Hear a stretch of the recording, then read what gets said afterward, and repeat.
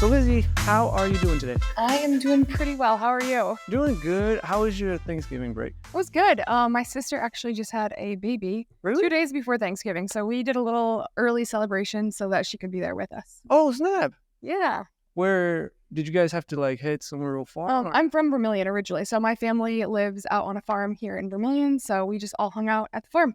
Oh, okay. We had to head south finally for Texas. I say that every episode, but this time we did go. And honestly, the drive, I think this is the third time we drive, but the drive was actually fine because now my wife helps me out. And we stopped halfway, I think in like Topeka or Wichita. I don't know, but it felt great. We drove 7 hours and then another 4 hours. We got there. Nice. The weather, there was one day it was like 80 degrees, Ooh, nice. but it confused me because at first, so it was like, well, cold. It was like 50 degrees in the morning. And then usually I'm always wearing some like a long sleeve. And then it reached 80, but there was no wind and it felt hot. And I was like, oh, snap, let me go change. But then the next days it was like 60s, 50s. Yeah. And everyone was like, oh, it's so cool. It's so cool. I'm like, yeah, it's cold, but not It's much better than here. Yeah. But it was, man. I do want to ask though, so usually in Vermillion, there's always like, a rumor mill going like, hey, what's going on? What's opening up? So people heard about the strip mall Yep. that, hey, there's going to be new things. It was like a restaurant or this or that. And then I swear, I drove past here like a month ago and there was nothing. And then it was like at night, I see the recharge and then I see a class going. But how'd you guys like get it up and going so fast? Yeah, it was kind of a quick turnaround. I ended my last job in Sioux Falls on October 10th, and then we had about a couple weeks to get things moving here. I fortunately had a ton of help from friends and family to help me get this thing going. People would just show up and they'd be like, what can I do for you? I got an hour. And then they would stay for the whole day and just continue helping. So I had a lot of really great help, which was so nice. Because I had intended on doing a lot of it myself, but I was fortunate to have a really good support system. So they helped me get it going, and yeah, we kind of just wham-bammed it, and here we are. Oh, snap. So what do you do? So I own Recharge Training.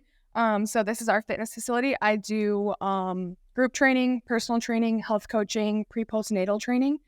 So basically how it works is there's set times that people can come work out. I lead it. I rate the workouts. I'm there to make sure you got good form, modify as needed depending on your fitness level. And then you just kind of show up, do the workout, and then you're out the door. Have you always been into fitness? For the most part, yeah. So I played, after high school, I played softball at Briarcliff for a couple years. And then that's kind of where I found my love for like the strength and conditioning area.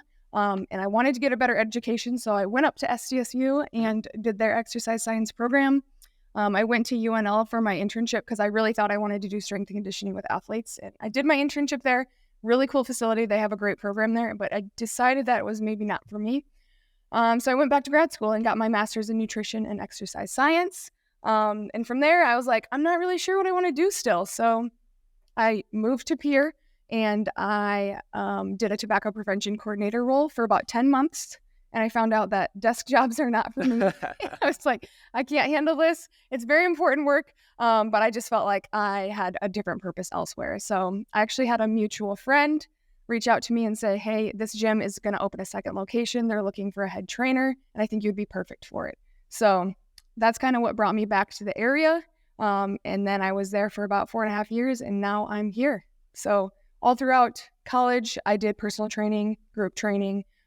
I did my assistantship at SDSU where I taught the exercise science classes and did some more group training and personal training. So it's kind of been in and out my whole life, I guess. Have you always, like, throughout your whole, even like when you were younger, were you always into like sports or outside everything? Yep. Really? A lot of sports, big sport family. So Dang. See, so one thing, like, and we were talking about this a little bit, like how we went to the, on vacation for Thanksgiving. I thought we were going to be on vacation, but my wife wanted to go to the gym.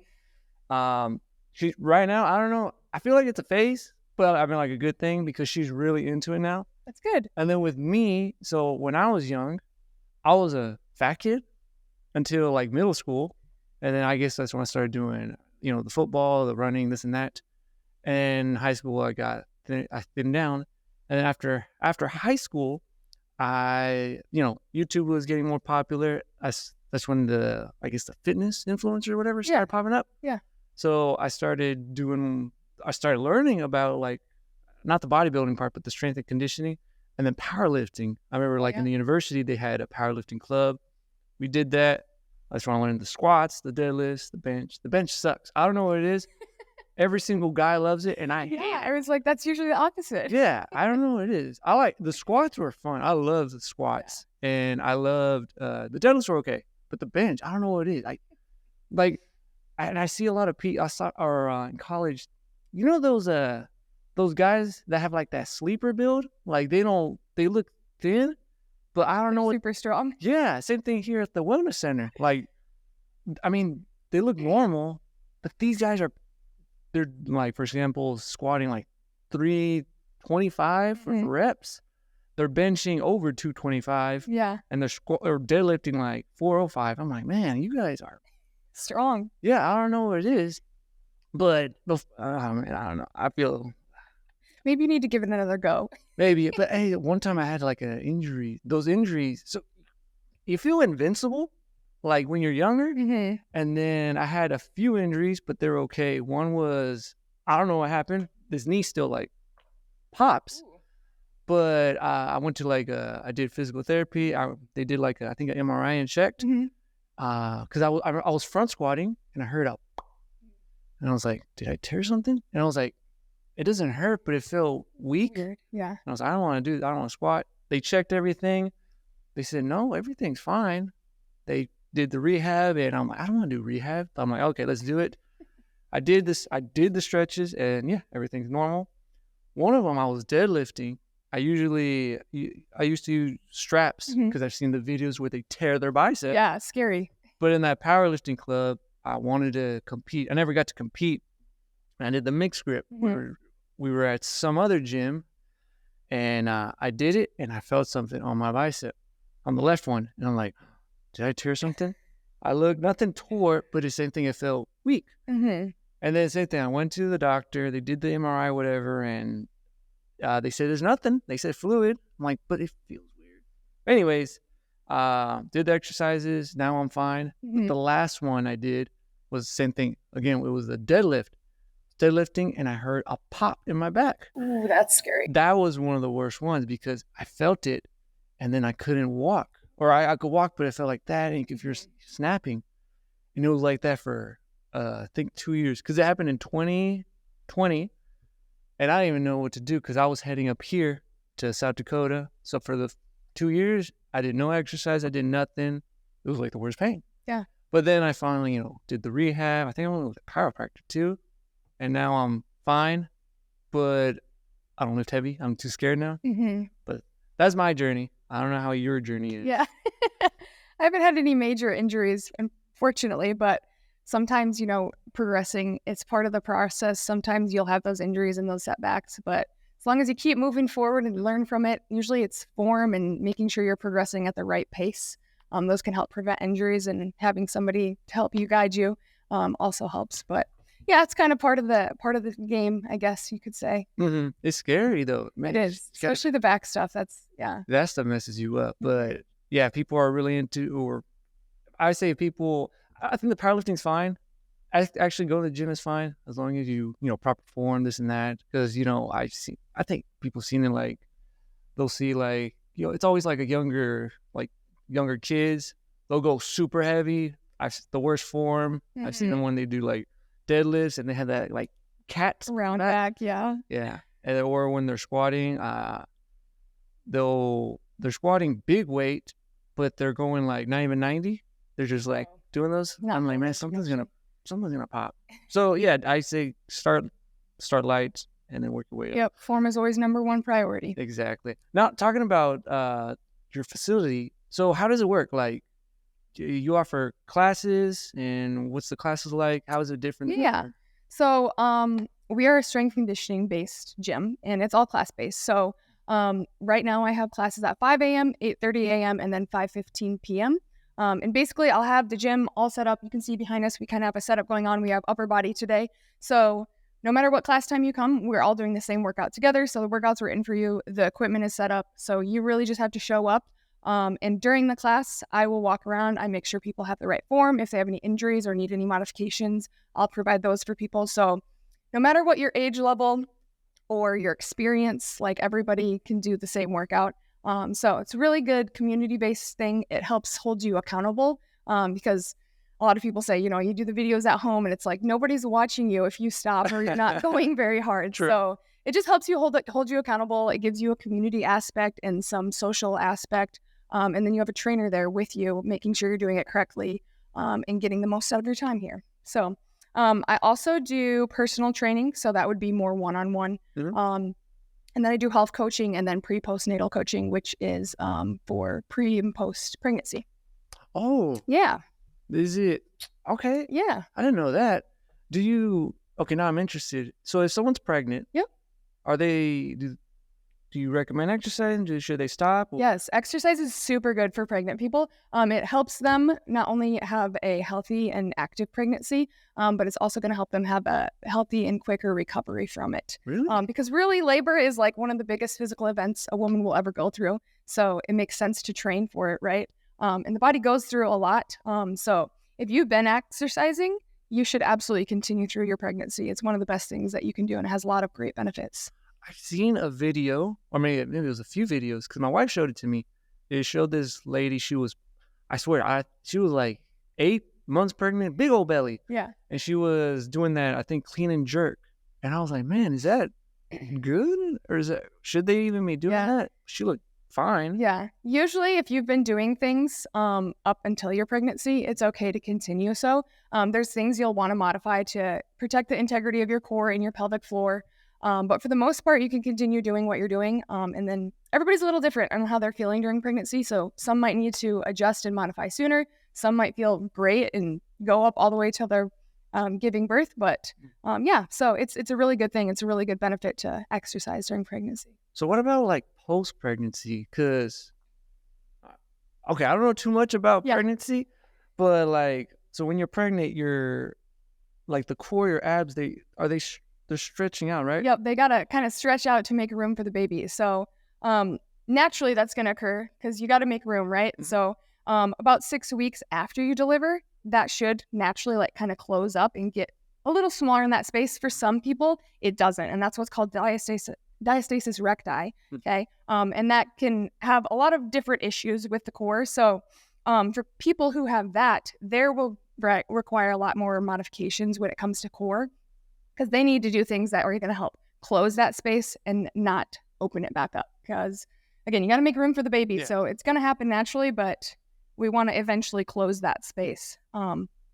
But yes, you'll see that they call it coning or doming. You might see like when they sit up, you can see like that little point. Yep. So that's the separation of the abs. They don't have they don't get like a hernia from that? So there is like a fascia, a linea that is in between that ab muscles that are holding it together. That's what's stretching out. So if it gets really bad, it can cause a hernia. But most people, I shouldn't say most, majority of people, that'll close up naturally if they take good care of their core and pelvic floor during pregnancy. I want to thank today's sponsor, Main Street Inn. If you're ever in Vermillion, South Dakota and looking for a place to stay, I highly, highly recommend the Main Street Inn. A 7,000 square foot fraternity renovated to be the only bed and breakfast in town. They have a living room, dining room, 5 beautiful rooms if you need to spend the night. You can also book the place for graduations, birthdays, weddings, you name it. The owners are great and they serve breakfast, of course. Go check it out at 221 East Main Street. Link will be in the description below. Okay, now what are those? I'm curious also, what are the differences between, I've heard the words like, bodybuilding training, same thing like powerlifting, strength and conditioning. I think those are the 3 categories, or maybe there's probably more subcategories. But is there like a benefit for each of them, or why should someone pick like one over the other? Yeah. One over the other? Yep. So if you're doing more competitive stuff, that's kind of when you get into the bodybuilding and the powerlifting. So powerlifting is going to be more based around lifting weight really heavy for fewer amount of reps. Bodybuilding is going to be more about your physique and how you look. So they're going to do a higher rep range, a lot of volume, and that's more to build like specific parts of your body. So they're going to do more isolation work. Powerlifting is more compound lifts, bigger lifts like your bench, your squat, your deadlift. And then strength and conditioning is kind of for everybody. Like you don't have to be a professional in order to do well at it. So it's just a combination of weight training and then conditioning. So you kind of get the best of both worlds for that. We do strength and conditioning because we are more for general public. So like you could walk in here today and you would do the class and you would be just fine. Even if you don't have any background, you would be able to compete in it. The bodybuilding, the powerlifting, I would say that's more specialized to specific individuals who are maybe trying to compete or do physique shows, or they just really want to have a specific look about their body. Okay. So do you get like I guess different clienteles? Like maybe there's some that they do want to improve on like their fitness, or they want to lose weight, or what have you seen? Yeah, a lot of people have different goals. So some people want to lose weight, some people want to build muscle. I think it's really great right now that there's kind of a trend going like building muscle is important for your longevity and your health overall. Like I think that's so awesome and I love that. It's kind of shifting to from I want to lose weight to I want to build muscle, I want to get stronger and be healthy. So I think everybody has their own reason for working out. Another reason people come is mental health. Like I just feel better. I have more energy. I can do more things at work. I can be better for my family. I can be in better mood. I can get through the day more.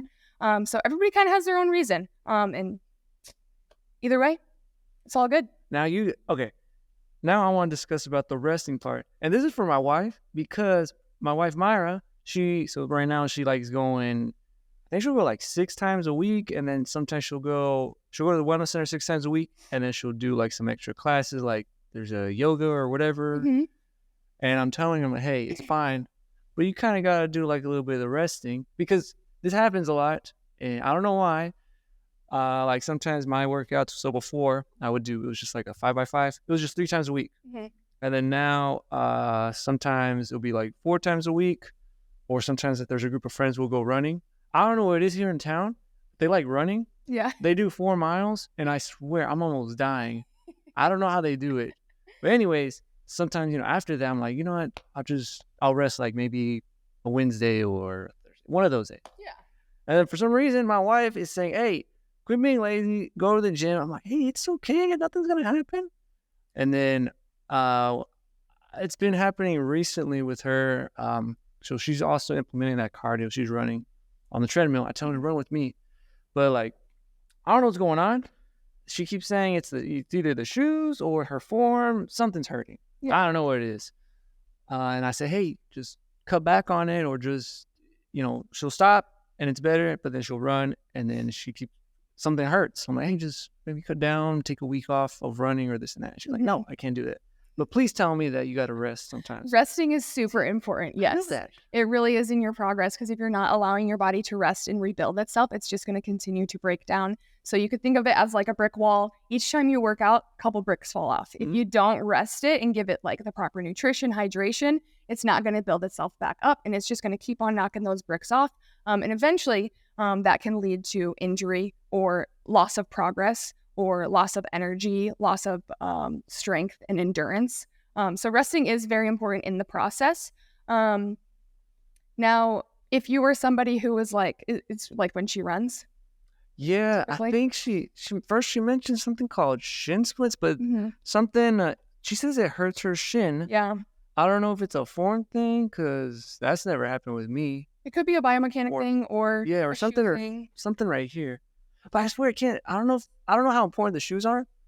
Maybe they are, maybe they're not. I've seen people with $200 shoes for some reason. I've seen people with $20 shoes. I still have my used shoes from back then. I'm like, I think it's fine. But I don't know if it's an excuse, because Myra's like, hey, I need to get these new shoes. And then she has like 3 or 4 pairs of running shoes. Mm-hmm. She said, no, it's probably the form. I'm like, I think it's just your form. I don't know what's going on, though. It could be a combination of things, yeah. Shoes are important depending on what form of exercise you're doing, because everything is ground up. So if you have something messed up in your foot, like for example, oh yeah, I just had ankle surgery, and mine was most likely due to overtraining.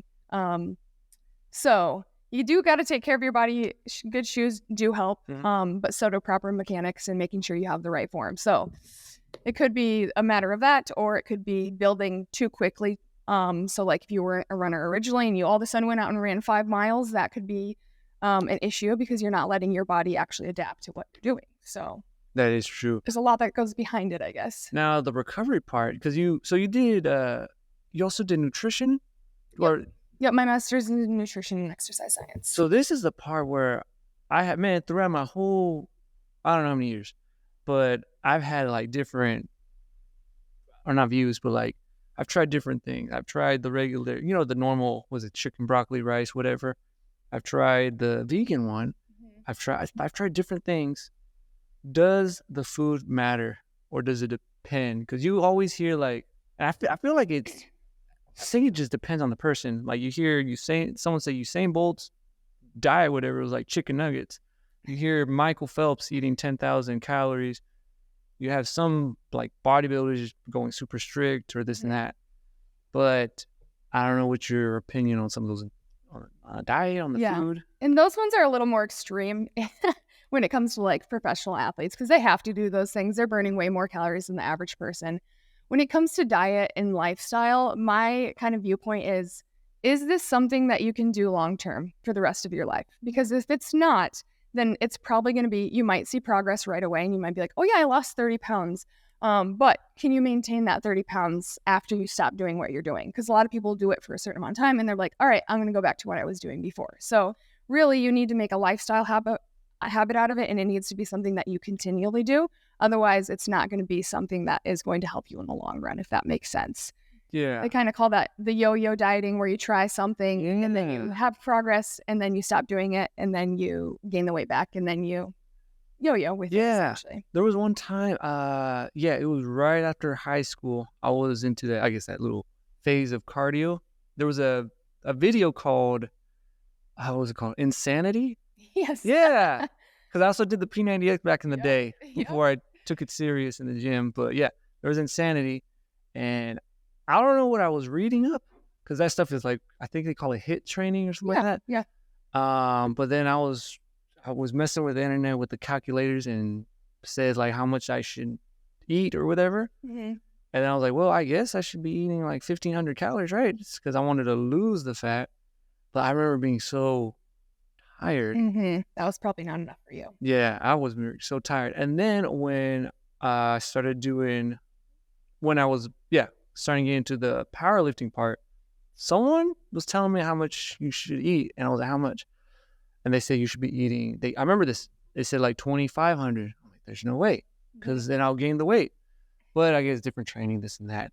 I think I was just traumatized of being like a big kid, because I wanted to lose weight real bad. Mm-hmm. But I don't know. I think it just and the nutrition it depends what your goals are too. So, for example, when you were trying to lose weight, you were wanting to be in a calorie deficit. The 1,500 was likely way too low for you. But you probably did see their progress. Yeah. Like you said, you didn't have enough energy, so that's probably not a good spot for you to be in, especially long term. You're not going to see results. You're not going to have good recovery from your workouts. And then on the other side of things, when you were doing powerlifting, they probably wanted you to build muscle. So they're going to put you in a calorie surplus. So you're eating more than you're burning so that you're building. So those are kind of two different ends of the spectrum that you kind of have been through, it sounds like. Yeah, I've tried it all. I've tried it all. So right now, I think I'm doing the average thing. Whatever my wife cooks, I'll eat it. I'll stay away. I'll do the normal thing, like, hey, stay away from like soft drinks, desserts, this and that. Because even I took it to the extreme. Like I would not eat like any dessert at all. And it's funny because we like cooking and I bake a lot, but I would never try it. The only thing I still continue though with the soft drinks, I don't drink it at all.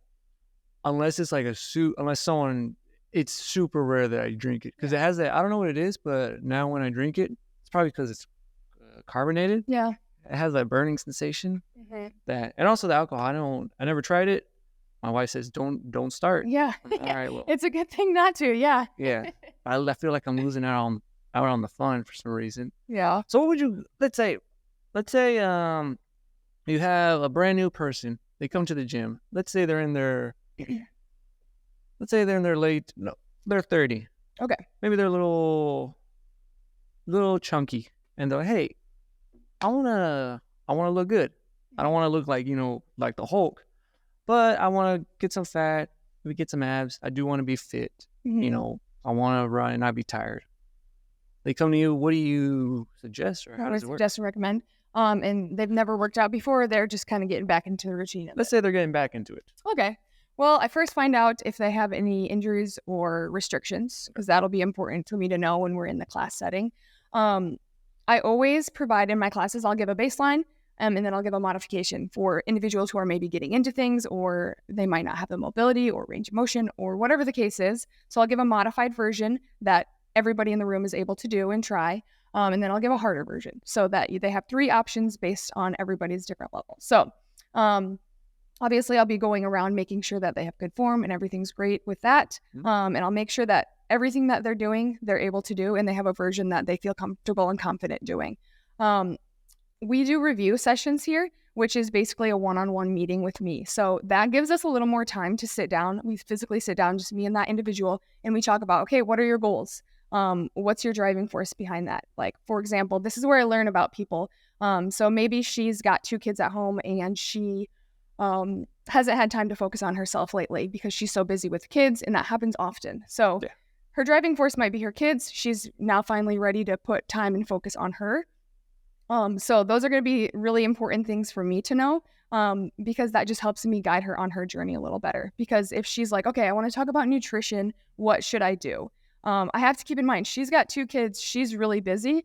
What I give to her might be something different than I give to somebody who's a 21-year-old that's right out of college and they have no kids and nobody else to worry about but themselves. So we'll meet, we'll talk about what her goals are. We'll set a couple goals that are attainable and realistic for her lifestyle. And then I'll have her come back the next month or maybe the next week, depending on what her goals are. And we'll keep checking in with each other to make sure she's getting out of this what she wants to. So we have the exercise component in that aspect, which is great. That's usually the easiest part for most people. But the outside part, when it comes to nutrition and lifestyle and like everything else, that's where most people need a little more accountability and goal setting. So I have both ends of the spectrum so that when we put it together, most people get the most out of it and get what they need.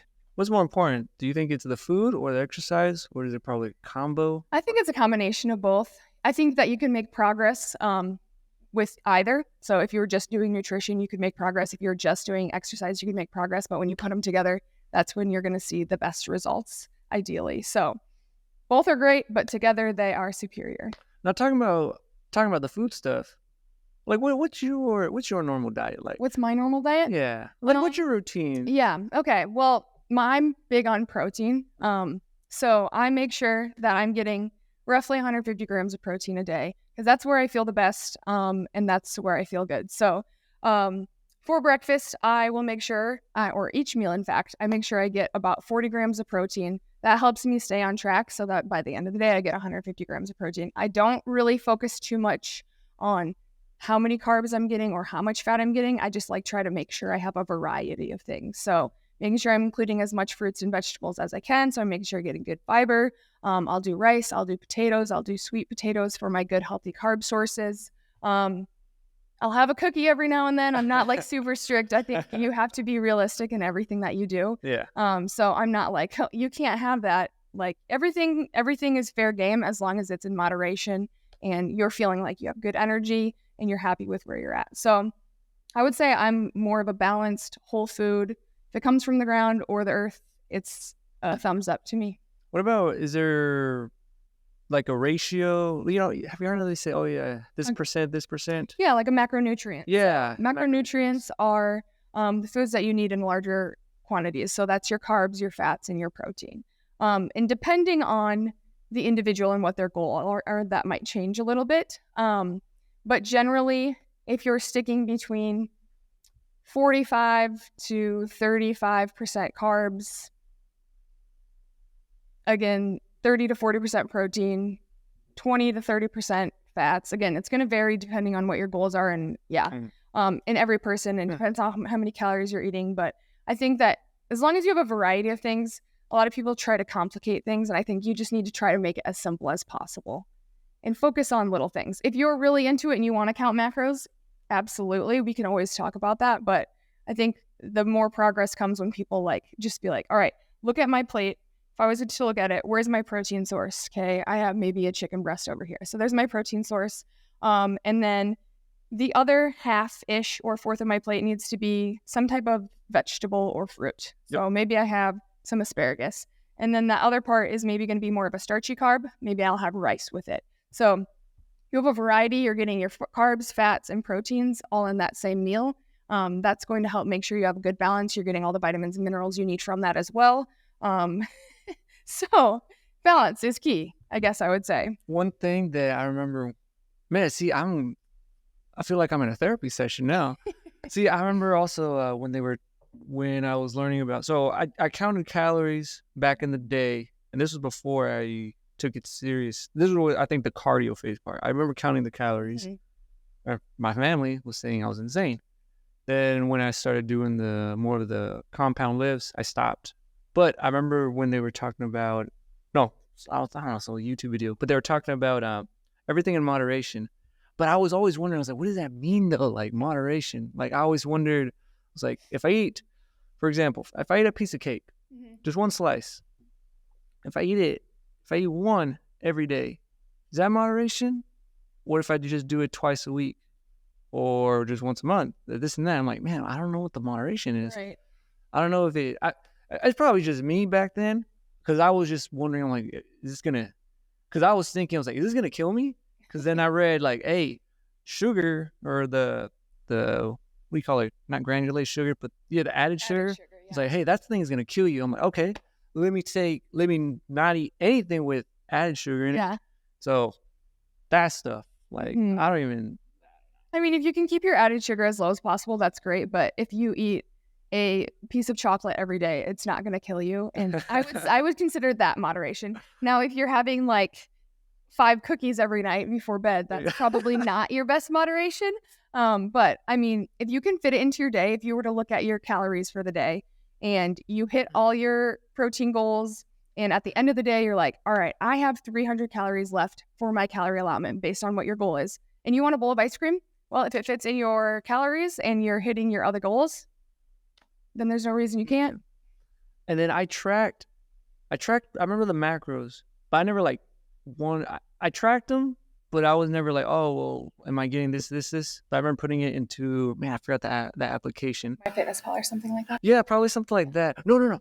There's another one. It's called man, I forgot what it's called, but it's super detailed. Like it also gives like the micronutrients. Yeah. It gives like everything, and it was free. But I remember adding that stuff for a whole year. Because we were doing I don't know if we were doing comparisons in that powerlifting club in UTA. And I remember seeing the macros. And it was almost exactly, it was like 80-10-10. But it was 80% carbs, 10% fat, and 10% protein, this and that. That's kind of extreme. So yeah, but that was the part I was just eating. No, you know what? Now I remember it. It was the part when I was extreme, because that's when I was doing what do you call it? A whole food, plant-based, whatever, vegan diet. Vegan diet. Yeah, but I remember I was doing that.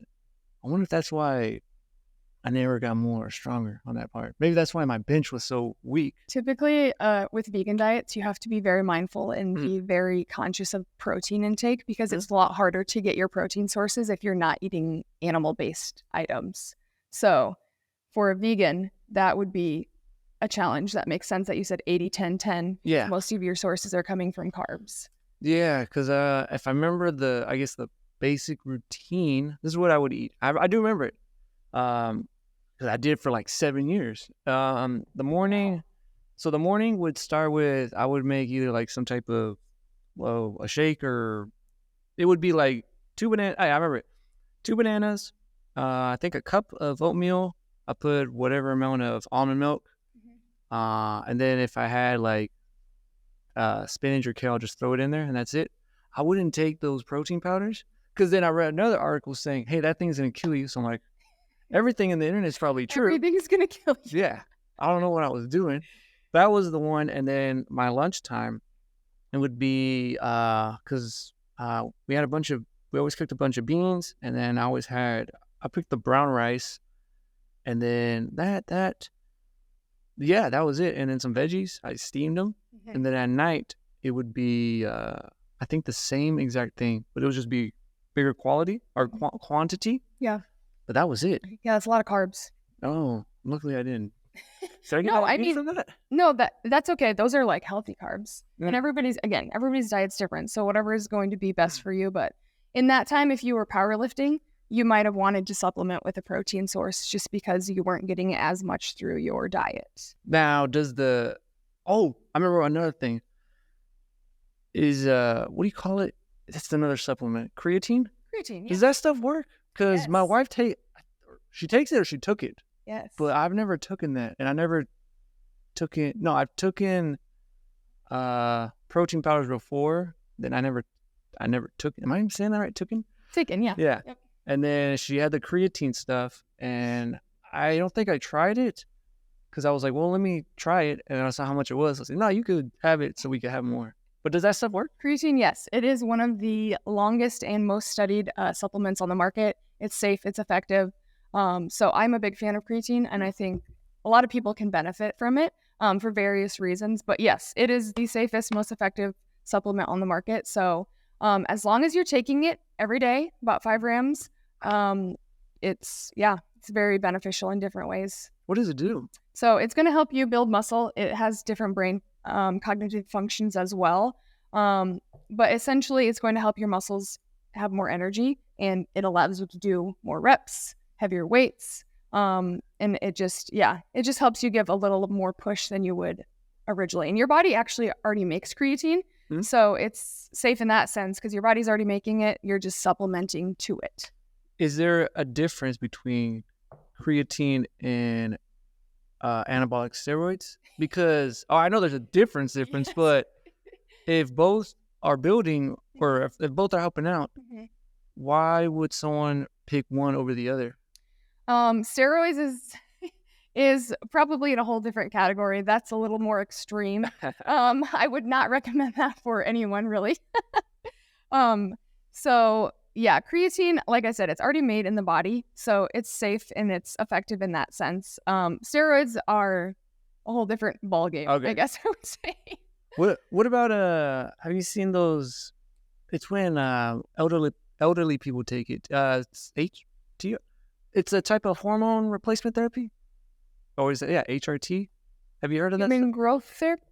You mean growth maybe? It's when I think they're just taking more testosterone. Once you hit like 60, Or testosterone might be, yeah. but isn't that a steroid? Or is that Testosterone is not a steroid. That would be testosterone again is naturally occurring in your body, but as you age, that might decrease depending on your sex. So yeah, males typically have a drop in testosterone as they age, unless they're doing something like working out and making sure they have good muscle mass. They can prolong that decrease. So okay. yeah, I remember there was I've known 3 people that have taken anabolic steroids.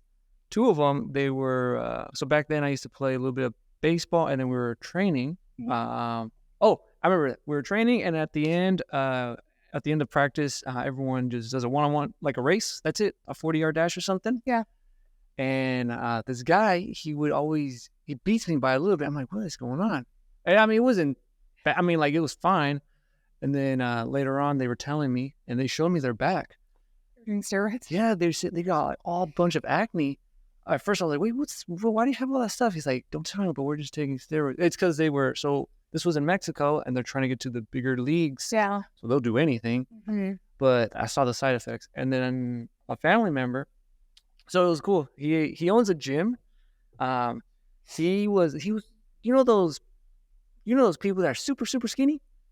So after a few years, he came out huge, except his legs. I think now he's fine. But yeah, his legs are it was very, very, like, no calves. Yeah. But he told me, he said he took steroids before, and he says, no, that thing has side effects. Same thing. He showed me the back, and it was all popping. Now he doesn't do it, but he tried it. Yes.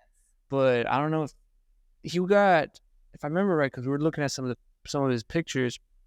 After high school, he just got that beer belly, and then he started getting a little bit bigger, and then for some reason he just blew up and was huge.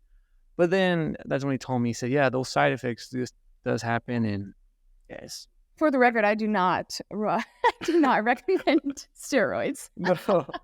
One time I did want to try it until I read those side effects. See, this is where I get my information from the internet and all those like influencers, because they would be like, oh, hey, yeah, you get strong, but those side effects. There's a documentary called, have you heard of it? Bigger, Faster, Stronger? I don't think I've seen it. I think it was in the 2006. But yeah, it's these three brothers, and one of them was a power lifter. His name, man, I need to look back on it. Well, I'll change the topic now. So with the gym though, like I keep saying it's really nice. It's because same thing like my cousin, he owns a gym. I remember, so it started, his gym, I would say it was half the size, like lengthwise. Okay.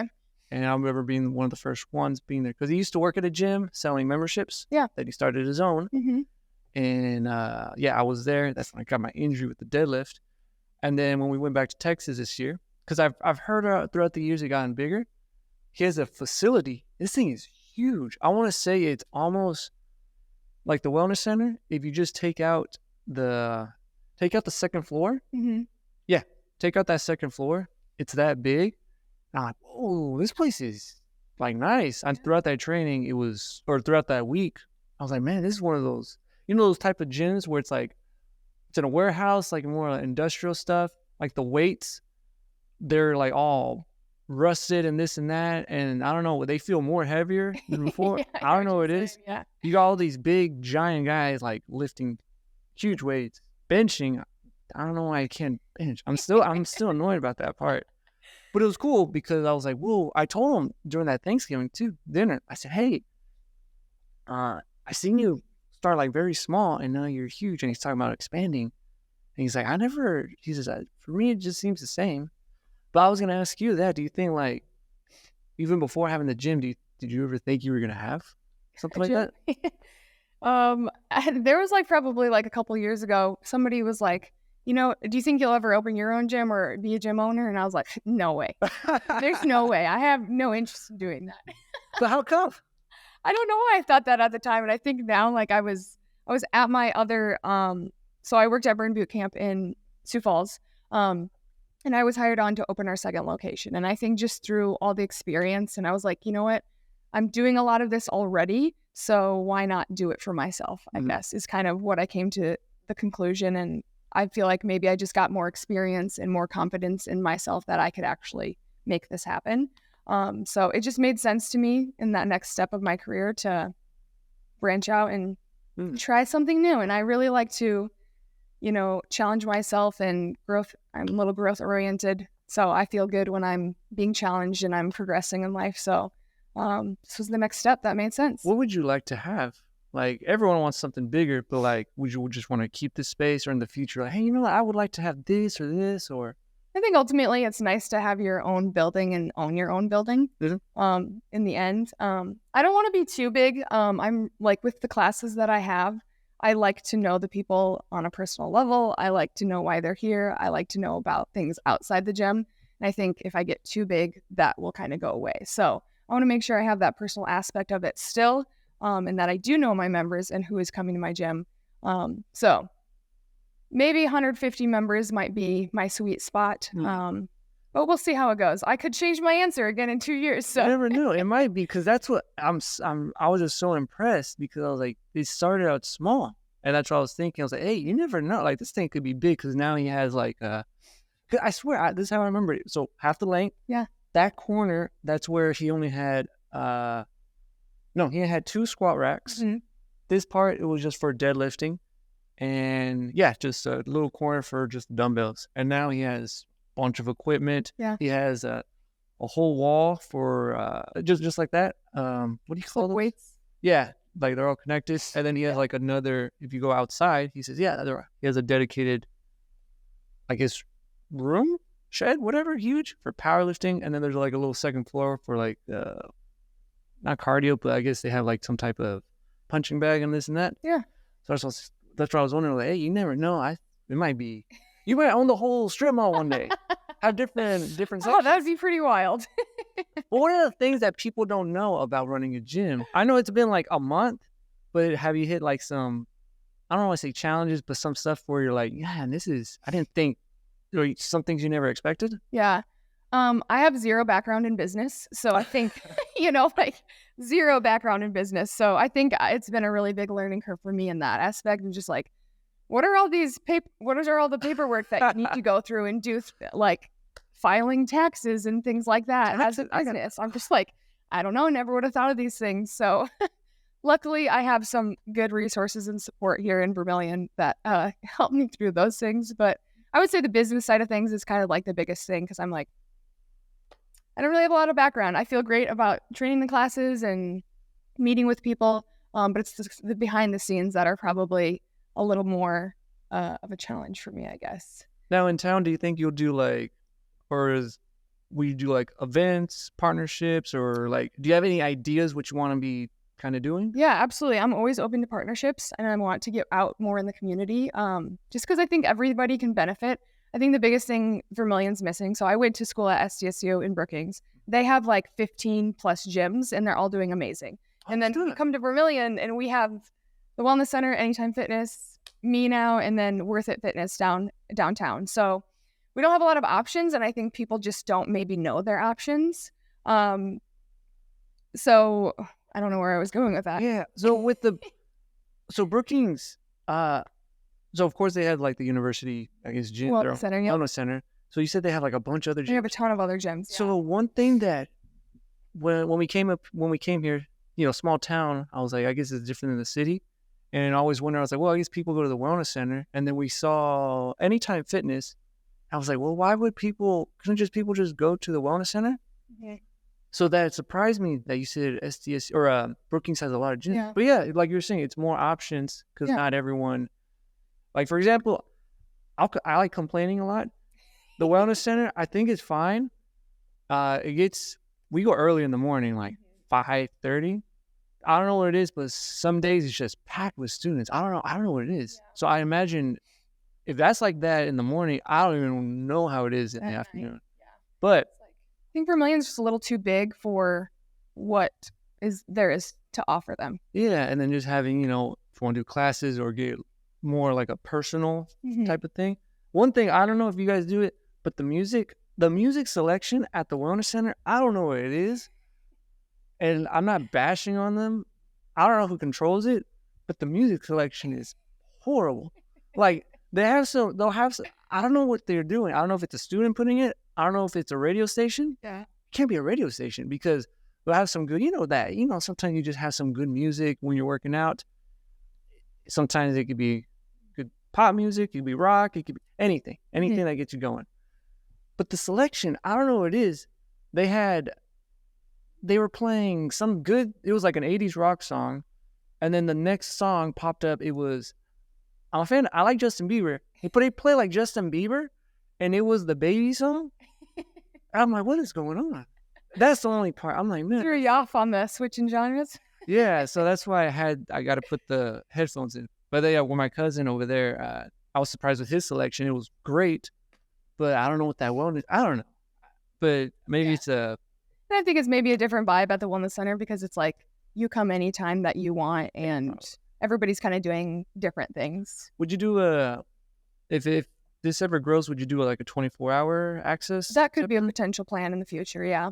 Okay. I would definitely probably need a bigger space, but could be a potential plan in the future. But for now, we're doing classes. Okay. Yeah.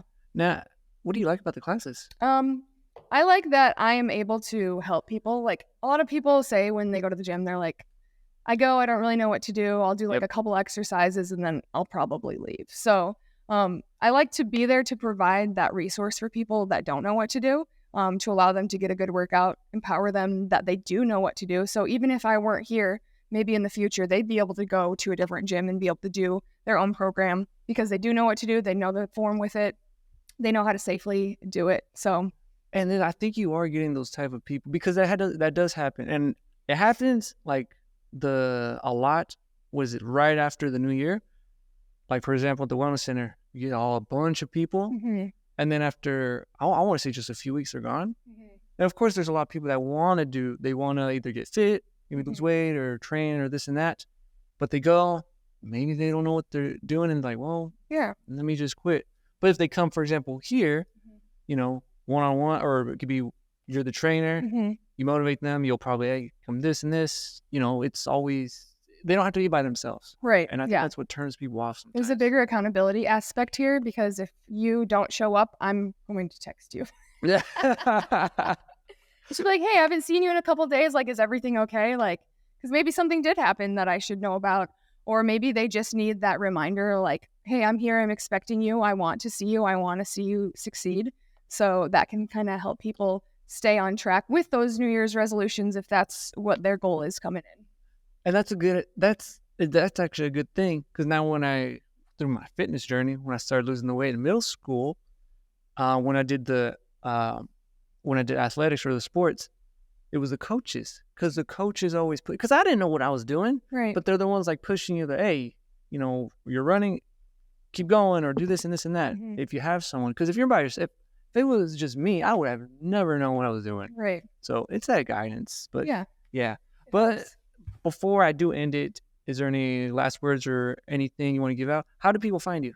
Facebook, Instagram. I have a website, rechargetrainingsd.com. Our Facebook and Instagram is just Recharge Training. I always offer a free class, so if anybody wants to come try it for free, just one time, they can check it out. And if it's for them, great. If not, then they can keep looking. But yeah, always offer that free class. So if you want to pop in, you can always just shoot me a message on Facebook, Instagram, or we have all our information on our website as well. Sweet. All right. I think we should end this too. Well, I want to thank you so much, Lizzy. Yeah, thanks.